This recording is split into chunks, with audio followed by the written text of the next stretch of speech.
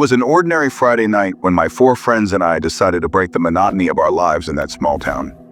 I was Leo, the handsome 17-year-old boy who believed curiosity was both his gift and his curse. With me was Sophia, the mastermind of the group with her long black hair and piercing eyes that hid a sharp intellect. Then there was Max, strong-built, who relied on his muscles more than his brains, and Oliver, the quiet, kind-hearted one, who always preferred safety, and finally Emma, the fearless one who constantly pushed us towards adventures. We were sitting in our usual spot by the town lake, exchanging scary stories under the cold moonlight, when the conversation turned to Mr. Victor, the mysterious grocery store owner. "Have you noticed the store only opens at night?" Emma said in a low voice, her eyes gleaming with excitement. "And that Mr. Victor seems like he hasn't aged since he opened the store 30 years ago," added Oliver, shivering slightly. Victor's Market was a puzzle that perplexed our small town. An old red brick building, its windows always dark, located on the outskirts where there were no neighbors. Mr. Victor was a tall, slender man, always wearing a worn-out black suit, speaking in a quiet tone that hid something mysterious. "What if we discover the secret ourselves?" I suggested, torn between my curiosity and Oliver's desire to stay safe. After some discussion, I convinced them all. We decided to sneak into the store after midnight, when Mr. Victor closed up and left. Or so we thought. During our, the clock struck 1 in the morning as we gathered behind the trees opposite the store. The air was unusually cold, and fog rose from the ground like ghostly hands trying to grab us. There were no lights in the store, but the back door was slightly ajar. "This is strange," Oliver whispered. "Why would he leave the door open?" "Maybe he forgot it," Max said, trying to pretend to be brave. We advanced cautiously, our breath misting in the cold air.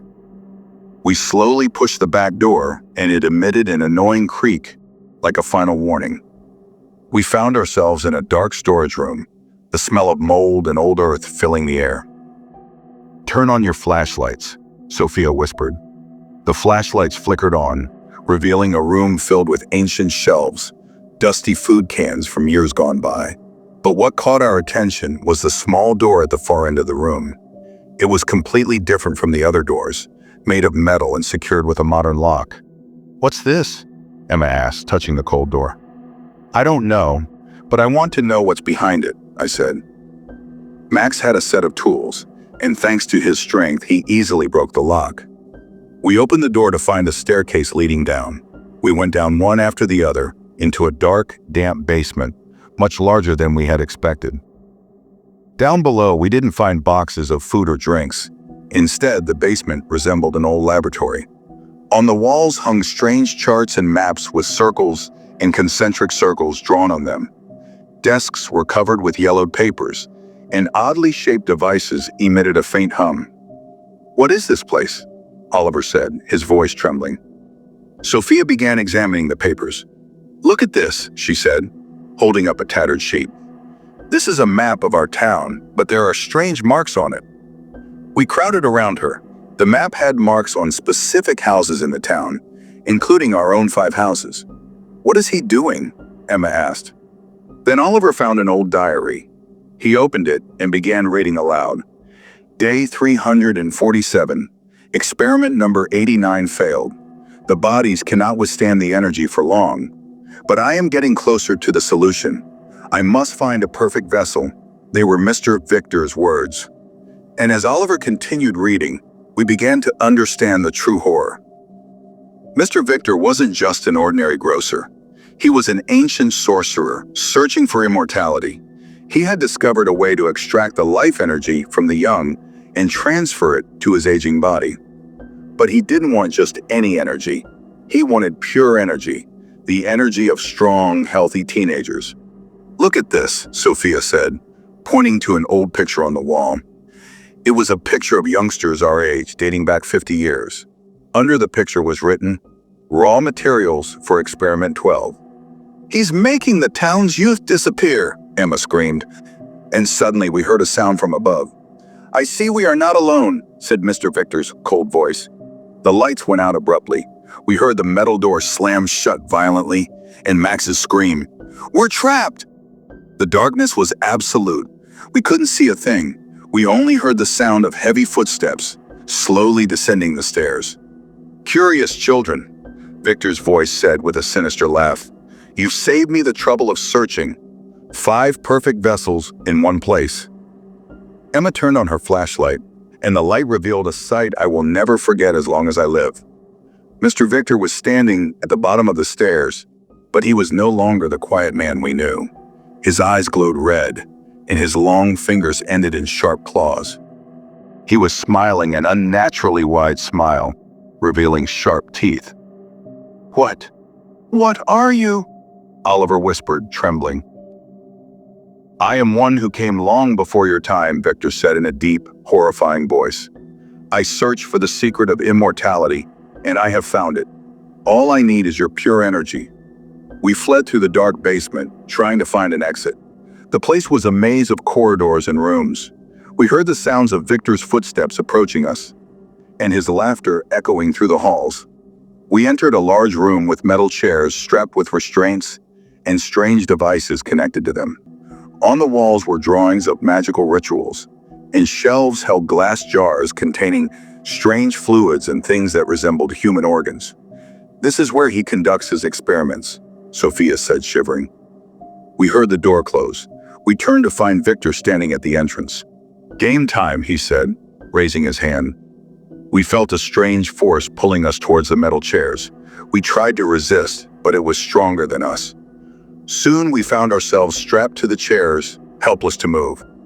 "Don't worry, it won't hurt much," Victor said as he adjusted the devices. I felt a cold current run through my body.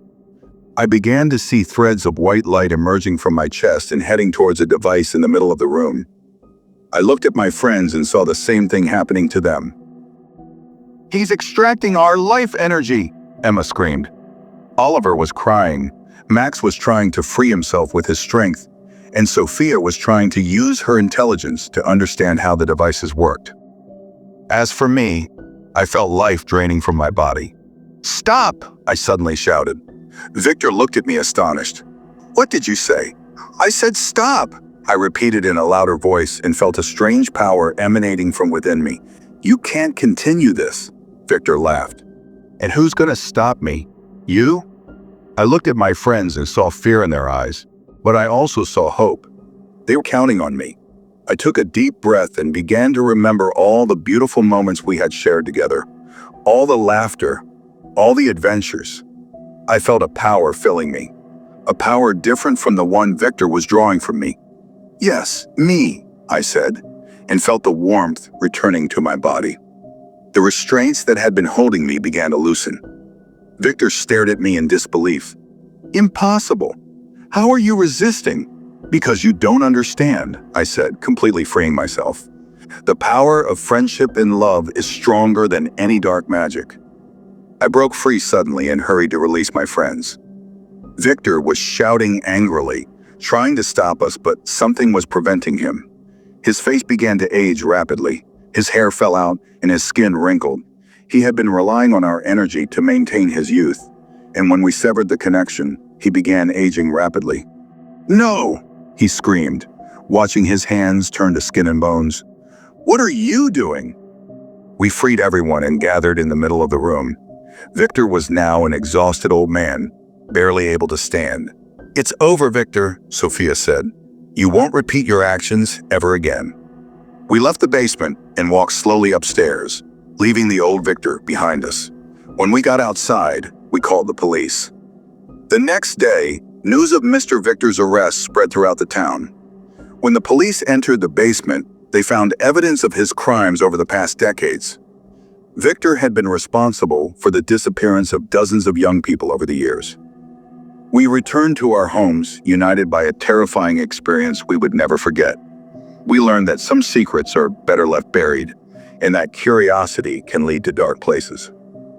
But we also learned that the power of friendship can overcome even the strongest dark magic.